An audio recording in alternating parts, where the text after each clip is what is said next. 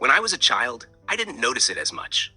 I thought all mothers were like mine, sharp with their words, stingy with their praise, and always somehow turning the spotlight away from me and back onto themselves. I remember the day I got my first A in school. I was 9 years old, and I'd worked so hard on that science project. I couldn't wait to rush home and show her the grade. My teacher had even written, "Excellent work," in the corner with a smiley face. I burst through the front door, the paper clutched in my hands like a golden ticket. Mom, look what I got!"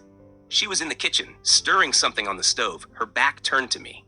When I handed her the paper, expecting a smile, maybe even a hug, she glanced at it, barely for a second, and said, "You know, when I was your age, I always got A's, and I did it without needing anyone to help me." I stood there, confused. The joy I had felt just moments before draining away. I had expected a celebration, or at least a "well done." Instead, I got a reminder that whatever I did, she had done it first, and apparently better. This pattern repeated itself over the years. When I made the cheerleading team in high school, she scoffed and said she used to be the captain of her squad. When I got my first boyfriend, she told me how much more handsome her high school sweetheart was.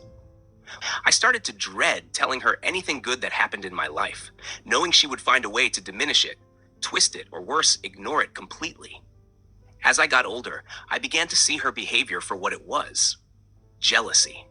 I was becoming the woman she no longer was, or maybe never had the chance to be. My accomplishments, my youth, my friendships, these were things she could no longer have. Instead of cheering me on, she seemed determined to pull me back down, to make sure I knew that I wasn't all that special. On the day I graduated from college, I was determined to not let her ruin it for me. I had worked so hard for this moment. As I walked across the stage to receive my diploma, I felt a surge of pride and relief. But when I saw her in the crowd, her arms crossed, lips pursed in that familiar way, the joy started to wane. Later, when I met her outside, she didn't congratulate me. Instead, she asked, "So, what are you going to do now? I hope you have a plan."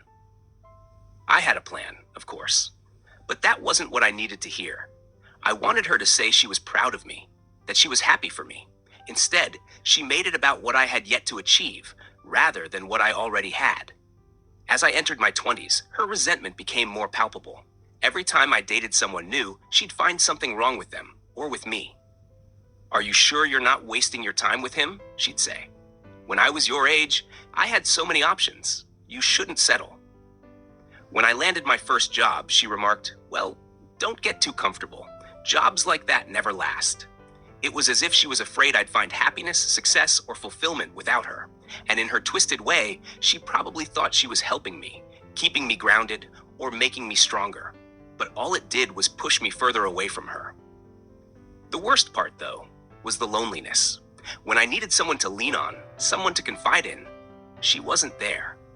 Instead of being my mother, she became a competitor, someone I had to guard myself against.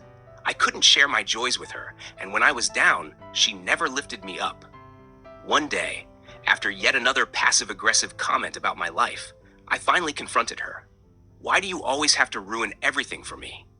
I asked, my voice shaking with years of pent-up frustration. She looked surprised, almost hurt. "What are you talking about?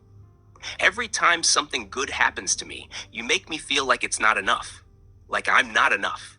Why can't you just be happy for me?" There was a long silence. She didn't know what to say. Maybe she didn't even realize what she was doing. Or maybe she did and just didn't want to admit it. But for the first time, I saw something in her eyes. Maybe guilt, maybe recognition, or maybe just the realization that I had finally seen through her.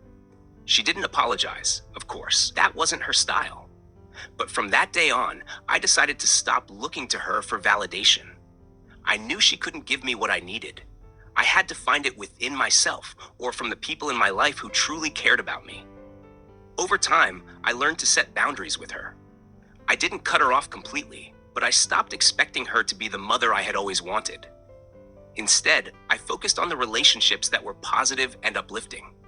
It wasn't easy, and there were times I still wished things could be different. But I realized that I couldn't change her. I could only change how I responded to her. Now, when something good happens, I celebrate it with people who genuinely share my joy. And when things go wrong, I turn to those who lift me up, not tear me down. My mother still tries, from time to time, to pull me back into that old dynamic, but I'm stronger now. I've learned to stand on my own, in the light, out of her shadow. In the end, I know that her jealousy wasn't really about me. It was about her own regrets, her own unfulfilled dreams.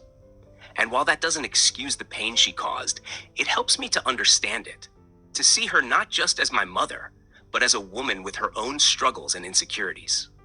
I've come to terms with the fact that she may never be the supportive, loving mother I once hoped for. But that's okay. I've built a life for myself that is rich and full despite her. And that, in itself, is something to be proud of.